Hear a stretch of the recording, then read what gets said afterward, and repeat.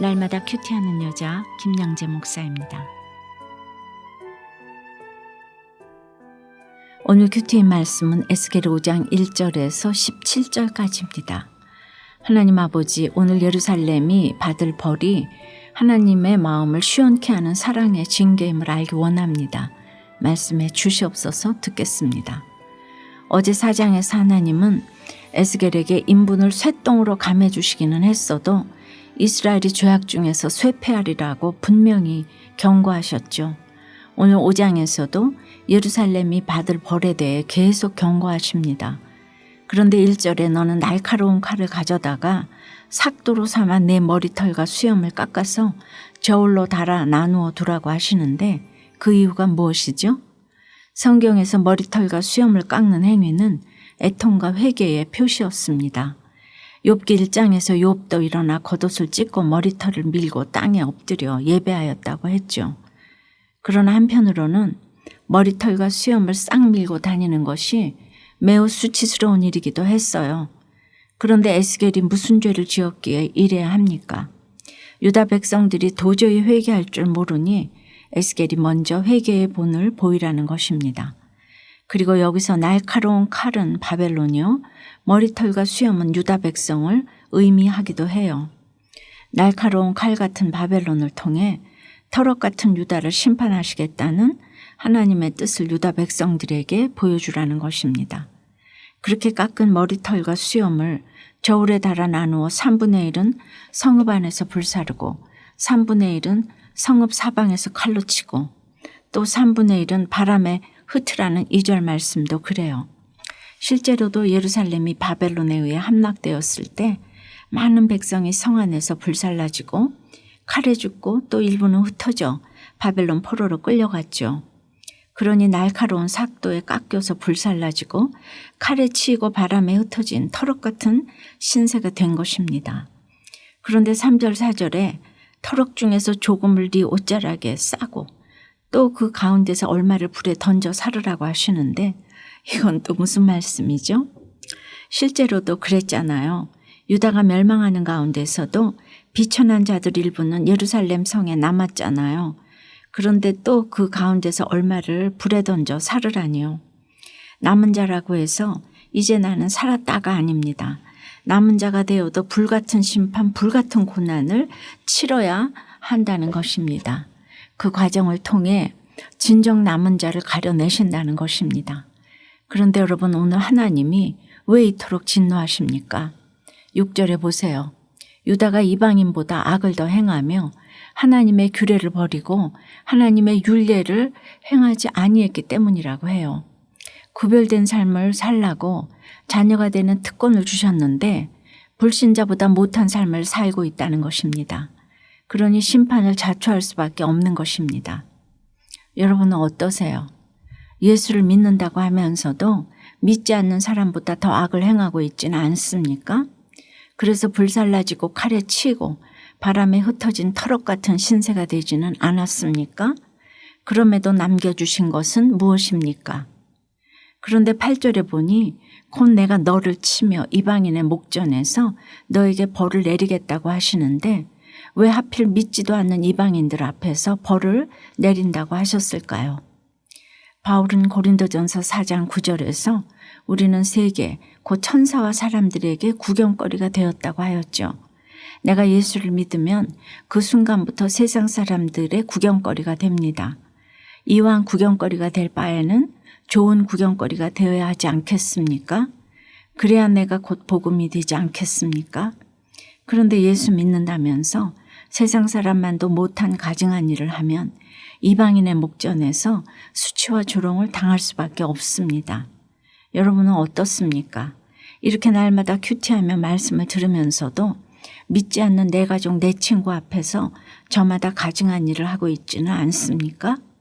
교회 다니면서 겉으로는 거룩한 척, 천사같이 행동하면서도 돌아서면 혈기를 부리고 시기 질투를 하고 뒷담화를 하고 잘난 척하며 가증을 떠는 것이 저마다 있지 않습니까? 저 또한 사방이 꽉 막힌 시집살이를 하며 속이 썩어 들어가면서도 교양을 포기할 수 없어 겉으로는 전혀 내색하지 않았습니다. 남들에게 어떻게든 착한 며느리, 좋은 아내 소리를 듣는 것이 제 우상이었기 때문에 오히려 겉으로는 맹종에 가깝게 순종했습니다. 그러다 밤이 되면 그런 저 자신이 너무 가증스럽고 위선자 같아서 차라리 죽는 게 낫겠다는 생각을 하기도 했습니다.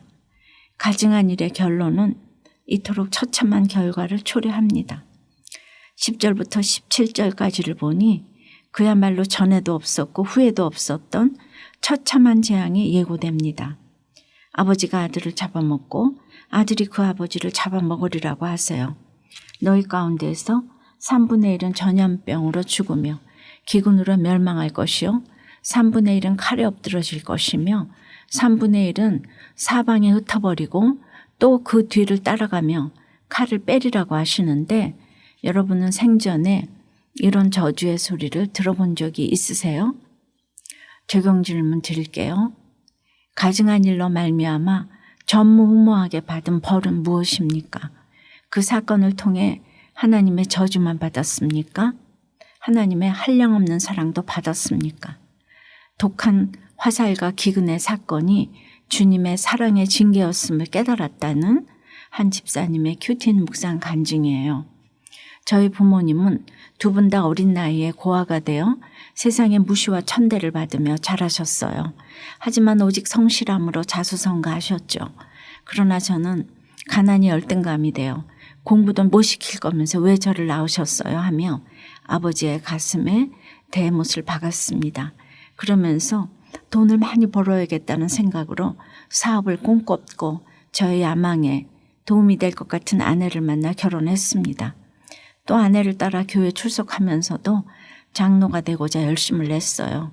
그러나 세상에서는 고통, 법규도 제대로 지키지 않고 불신자보다 더한 악행을 일삼았어요. 이런 적에 하나님은 아내를 천국으로 데려가시는 전무후무한 벌을 내리셨어요.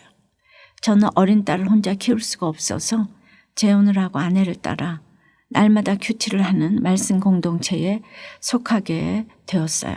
그리고 이곳에서 양육을 받고 말씀을 들으며 비로소 저의 가증한 악을 회개하게 되었지요. 그럼에도 세상 성공에 대한 집착은 내려놓지 못했어요. 그래서 무리하게 사업을 벌였지만 4번이나 실패하고 전화 거는 것조차도 어려운 인지장애만 앓게 되었습니다. 소그룹 예배 준비를 위한 주일 설교 녹취와 요약도 일주일 내내 해야만 했죠. 생계도 밤에 두부를 배달하며 겨우겨우 유지했습니다. 그러나 그런 7년의 시간이 지난 지금 10억이 넘는 빚과 5억이 넘는 체납 세액을 면제받았고 좋은 직장도 얻게 되었어요. 오늘 13절에 내 노가 다한즉 그들을 향한 분이 풀려서 내 마음이 가라앉으리라 하신 말씀처럼 저를 향한 분을 푸시고 새로운 삶을 살도록 인도해 주신 하나님 사랑에 감사드립니다. 저의 적용은 세상 가치관에서 잠식되지 않도록 소그룹 모임에서 저의 삶을 솔직히 나누겠습니다. 오늘까지 인내해 준 아내를 위해 설거지 등 집안일을 기쁜 마음으로 함께 하겠습니다. 입니다. 오늘 하나님께서 얼마나 노하셨으면 이토록 그야말로 전무후무한 저주를 이스라엘에게 퍼부으셨을까요? 그러나 이런 저주가 얼마나 큰 사랑인지를 알아야 합니다. 오늘 13절에 내 노가 다한즉 그들을 향한 분이 풀려서 내 마음이 가라앉으리라고 하십니다. 노하시는 것도 다 목적이 있습니다. 노가 다하면 분이 풀려서 마음이 시원하신 하나님이십니다. 그러니 내가 진노 가운데 고통받는 것이 하나님의 마음을 시원케 하는 것이라는 것을 알아야 합니다. 내 고난이 이렇게 해석되면 지금의 고난도 곧 축복이 될 것입니다. 기도 드릴게요. 주님, 코로나 바이러스가 다시 창궐하니 나라가 온통 어수선하고 나라 살림, 집안 살림이 더욱 어렵습니다. 이토록 전무후무한 전염병과 기근들이 하나님의 노와 분과 중한 책망으로 내린 벌임을 알기 원합니다. 진정 하나님의 마음이 시원케 되신다면 어떤 벌도 감사함으로 받기 원하오니 부디 분을 푸시고 마음을 가라앉혀 주시옵소서. 특별히 이런 환난의 때에 교회가 본의 아니게 코로나 확산의 주범 취급을 받고 핍박을 받고 있는데 오늘 너희 요란함이 너희를 둘러싸고 있는 이방인들보다 더하다. 내 율례를 행하지 아니하며 내 규례를 지키지 아니하고 너희를 둘러있는 이방인들의 규례대로도 행하지 아니하였다는 질책을 받습니다. 한국교회가 이렇듯 좋은 소문의 주인공이 되지 못하고 우리 그리스도인의 삶과 믿음이 일치하지 못하니 세상 사람들의 목전에서 이렇게 수치와 조롱을 당하는 것 같습니다. 참으로 옷을 찢고 회개하는 저희가 되기 원합니다. 믿음과 삶이 일치되어서 온 세상에 좋은 소문이 나는 성령의 그리스도인으로 살아갈 수 있도록 성령의 본세를 더하여 주시옵소서. 예수 그리스도 이름으로 기도드리옵나이다. 아멘. 지금까지 우리들 교회 김양재 목사님이었습니다. 큐티에 도움받기 원하시는 분들은 QTM 홈페이지 qtm.or.kr 또는 유튜브에서 QTM을 검색하시면 도움받을 수 있습니다. 자세한 문의사항은 지역번호 031-705-5360번으로 문의하시기 바랍니다.